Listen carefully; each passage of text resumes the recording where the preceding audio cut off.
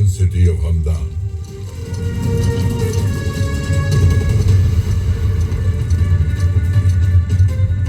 Quli Qutb Shah becomes a Subedar, an important military officer of the Bahmani kingdom. Impressed by his working style and abilities, he is made Qutb ul-Mulk, or Governor of Telangana. Within 7 years, the estate of Golconda is handed over to him.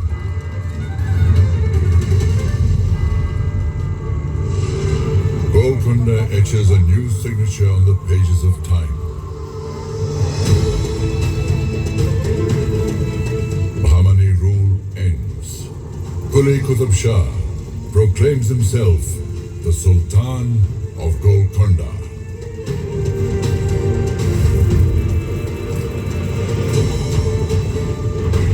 I, Quli Qutb Shah, declare myself the Sultan of Suba Telangana. This Sultanate will henceforth be known as Qutb Shahi Sultanate. Qila Golconda will be our capital.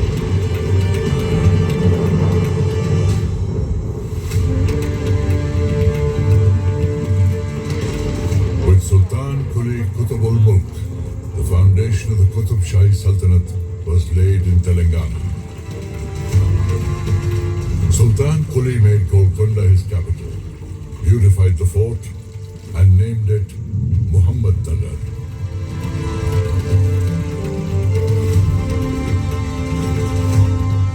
Qutb Shahi Sultans constructed many palaces, gardens, masjids, and many buildings for public use inside the fort in a properly planned way.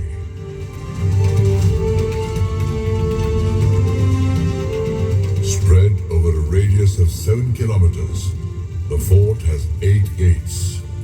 Ahead of the entrance gate, Bala Hisar, is the Diwan-e-Khas and the court. Beyond that lies the Sultan's residence and the Queen's palace.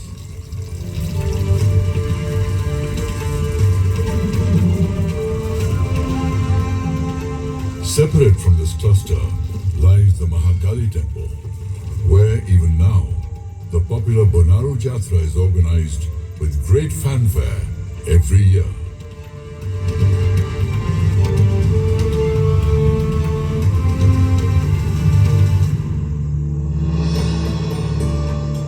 After Sultan Quli, his third son, Jamshed Quli Qutb Shah, became the Sultan.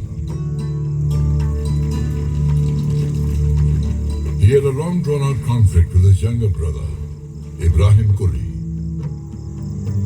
who had to take refuge under the Ramrai of the Vijayanagar Empire.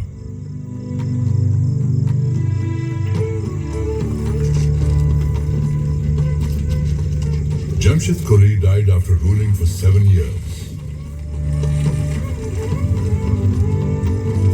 Ibrahim came back from Vijayanagar and declared himself the king.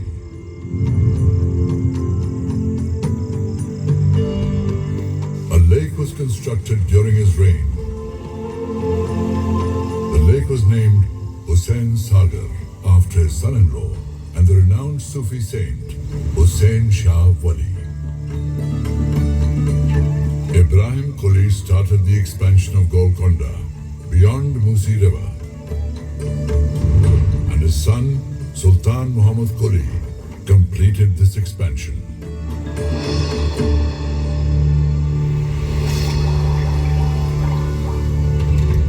The Sultan had a deep-seated affection for Persian and Deccan literature and the Telugu language as well.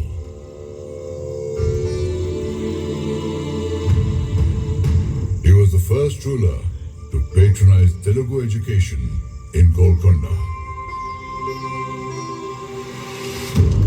Telugu poets Adanki Gangadhar Kavi, Kandukuri Rudra Kavi, and many other Telugu poets recited poems in his royal court. He appointed Adanki Gangadhar Kavi as the Telugu poet laureate of his court. In Telugu literature, Sultan Ibrahim is known as Maliki Bharam. Renowned Telugu writer, Kandukuri Rudra Kavi, was awakening the conscience of society through his writings.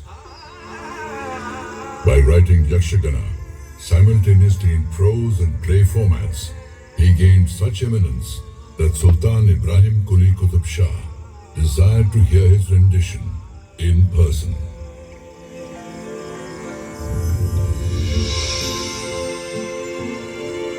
Ibrahim Quli was blessed with a son named Muhammad Quli.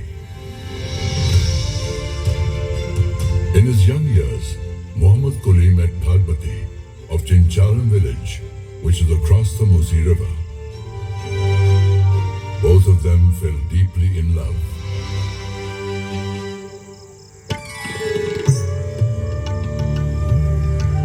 His father Ibrahim Quli realized that for the betterment of the Sultanate, he should not oppose their union.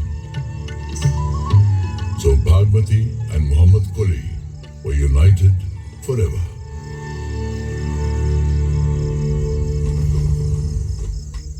Ibrahim Quli Qutb Shah passed away.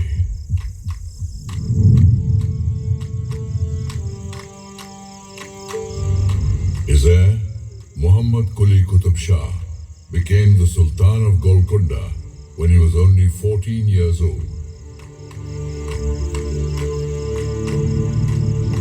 Muhammad Quli used to write Urdu poems. He became the first Urdu poet whose poems were published as a collection by the name Kulliyat.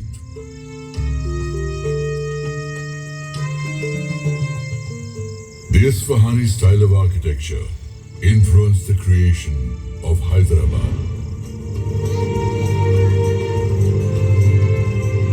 The world-famous Charminar was built in 1591 CE amidst the Char Kaman Plaza. He beautified the city with 11 beautiful gardens and named the city Bhagnagar.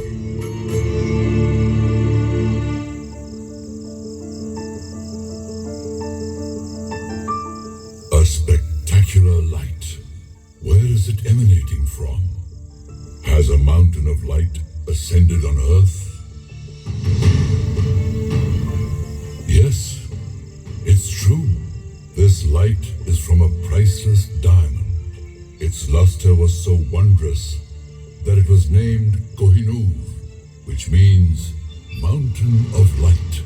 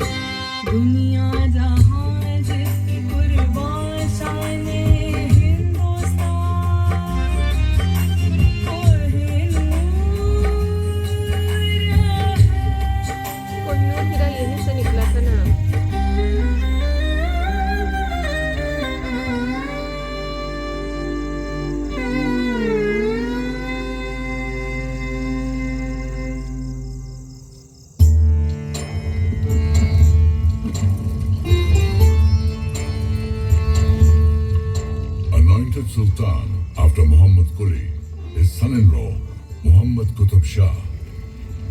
Makkah Masjid was planned during his reign. Under the rule of Sultan Abdullah Qutb Shah, son of Muhammad Qutb Shah and Hayat Bakshi Begum, the Telugu kingdom expanded all the way from Ganjam in the north to Chennai lie in the south.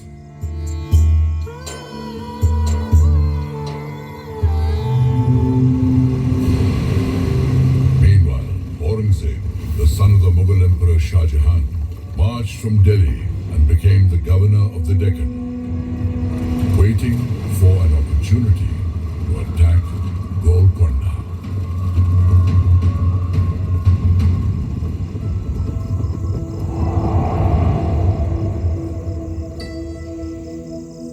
Defeated by force, Aurangzeb resorted to deceit. One of Sultan Abdullah Qutb Shah's trusted men betrayed him. Aurangzeb captured Sultan Abdullah Qutb Shah and made him a prisoner in his own fort.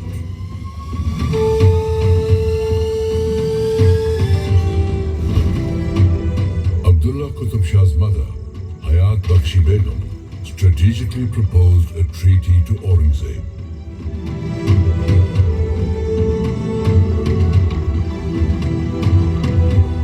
In return for freedom from captivity and continuing his rule over Golconda, Abdullah Qutb Shah gave Aurangzeb's son, Muhammad Sultan, the estate of Ramgir and also accepted him as his son-in-law.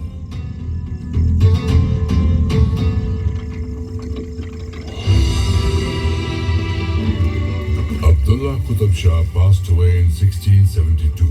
His son-in-law, Abul Hassan, popularly known as Tana Shah, was made the Sultan of Golconda.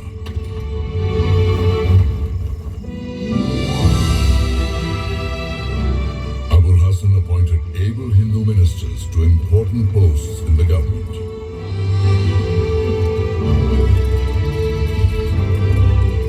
Two of them were Brahmin brothers, Akanna and Madanna.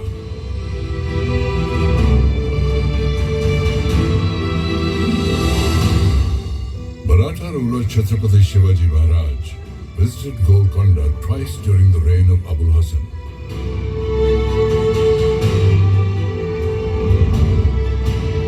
In the year 1672 and then in the year 1677. Sensing Aurangzeb's bad intentions, Chhatrapati Shivaji Maharaj extended his support and helped Abul Hassan in his fight against Aurangzeb.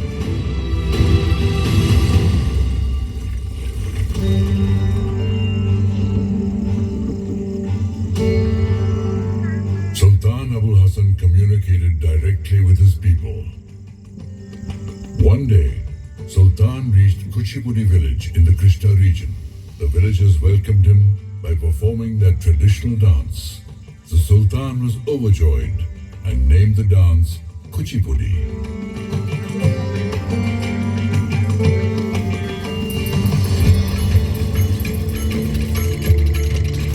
Madanna's nephew, Kancharla Gopanna, was appointed the Tehsildar of Bhadrachalam. As an ardent devotee of Lord Sri Ram, he renovated Ramchandra Mandir for his deity at Bhadrachalam. In this endeavor, he utilized some funds from the state treasury. Angered by this, Abul Hassan Tana Shah imprisoned him in Golconda Fort. Legend has it that Lord Sri Ram appeared in a dream of Sultan Abul Hassan and returned the amount taken by Gopanna to the Sultan in the form of gold coins, thus securing the release of his devotee.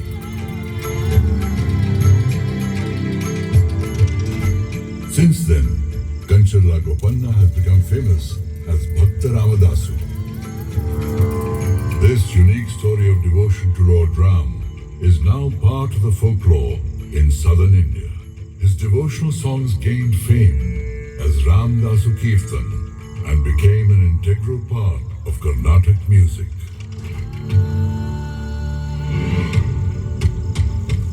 The fact that Abul Hassan Tana Shah was helping Bijapur fight the Mughals and was also appointing many Hindu ministers was enough to enrage the Mughal Emperor Aurangzeb.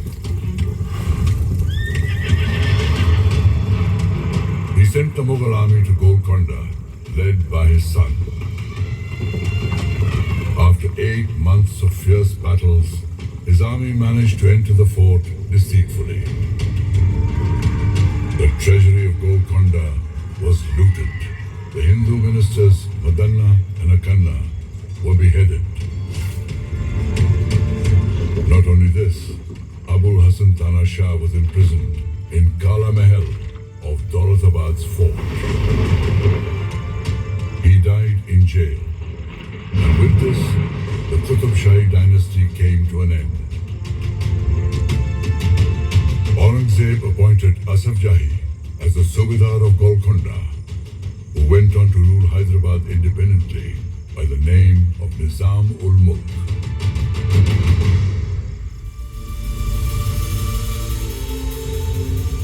Once the symbol of pride and regal opulence, Golconda's walls, minarets and buildings were riddled with wounds inflicted by the Mughal rulers. However, the truth is that time heals the deepest wounds. Royalty had its time, but centuries passed and India became independent. In September 1948, Hyderabad and Golconda were freed from Asaf Jahi's rule. Independent India's federal system of governance once again gave Golconda the opportunity to smile.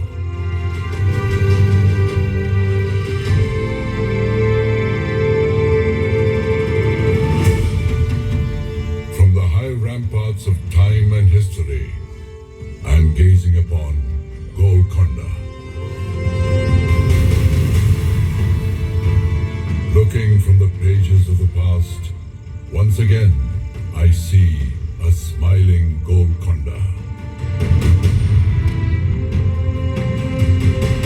whose rocks have never lost their luster and honor.